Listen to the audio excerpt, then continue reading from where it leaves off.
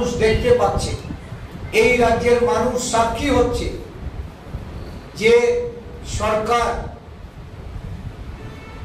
নারীর মর্যাদা রক্ষার্থে, নারী সম্মানের কথা বলে, বেটি বাঁচাও বেটি পড়াও যাদের স্লোগান, এই সরকার সম্পূর্ণরূপে ব্যর্থ নারীর ইজ্জত রক্ষার্থে, মহিলাদের সুরক্ষিত রাখতে, মহিলাদের নিরাপত্তা প্রদানে। 14 মাসের শিশু থেকে শুরু করে 72 বছরের বৃদ্ধা এই রাজ্যে যখন ধর্ষিতা হন, নির্যাতিতা হন, যখন গৃহবধূরা তাদের স্বামীর সামনে, তাদের পরিবারের সদস্যদের সামনে তারা শ্লীলতাহানি হয়, যৌন নিগ্রহে যারা তাদের আত্মহত্যার পথ বেছে নিতে হয়, এই সরকার পদক্ষেপ নিতে কুণ্ঠিত বোধ করেন। কারণ তাদের দলের, শাসক দলের আশ্রিত বলে, শাসক দলের নেতারা যুক্ত বলে তারা এই ধরনের সুশাসনের কথা বললেও তারা সঠিক পুলিশি পদক্ষেপ নেন। আইনি দুর্বলতার ফাঁকে যারাই গ্রেপ্তার হয় তারা কিছুদিনের মধ্যেই জামিনে তারা সেখান থেকে অব্যাহতি পান।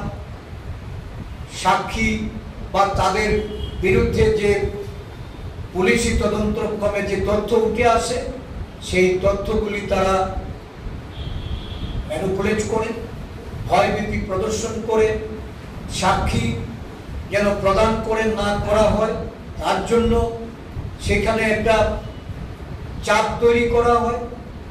এগুলো পরিস্থিতির মধ্যে একটা রাজ্যে উন্নয়ন কিভাবে সম্ভব?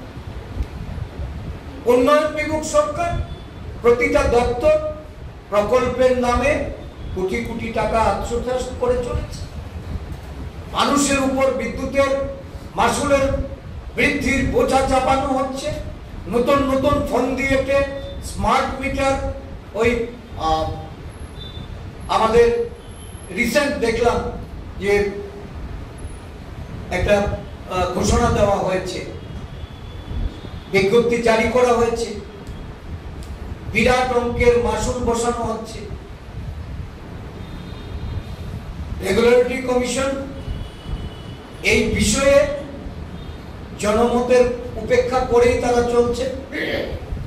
যেখানে রাজ্যের মানুষের উপর নানাভাবে বিদ্যুৎ দপ্তর একের পর এক বোঝা চাপিয়ে মানুষকে তার জনজীবনে, মানুষকে একটা দীর্ঘ কঠিন পরিস্থিতির মধ্যে দিয়ে চলার যে মানুষের অবস্থা, এই নিদারুণ অবস্থার মধ্যেও তারা থেমে থাকছে না। আবার বিদ্যুতের মাসুল বৃদ্ধি হচ্ছে, স্মার্ট মিটার বসানোর আবার ষড়যন্ত্র হচ্ছে। এর বিরুদ্ধে লড়াই করার জন্য প্রস্তুতি নিতে আপনারা সকলে যারা এই সদর জেলার অন্তর্ভুক্ত, আমি এখানে বিভিন্ন ডিপার্টমেন্ট শাখা বা আমাদের অন্যান্য অ্যালাইড অর্গানাইজেশনগুলি নেতৃবৃন্দরা উপস্থিত হয়েছে। আমি এই সদর জেলার জন্য ধারাবাহিক কর্মসূচিতে অংশগ্রহণ করতে আমি বাছাই করা 200 জন কর্মী শুধু চাই। 200 জন কর্মী আপনাদের মধ্য থেকে বাছাই করে আপনারা প্রস্তুত করবেন, যারা ধারাবাহিক লড়াই করবে।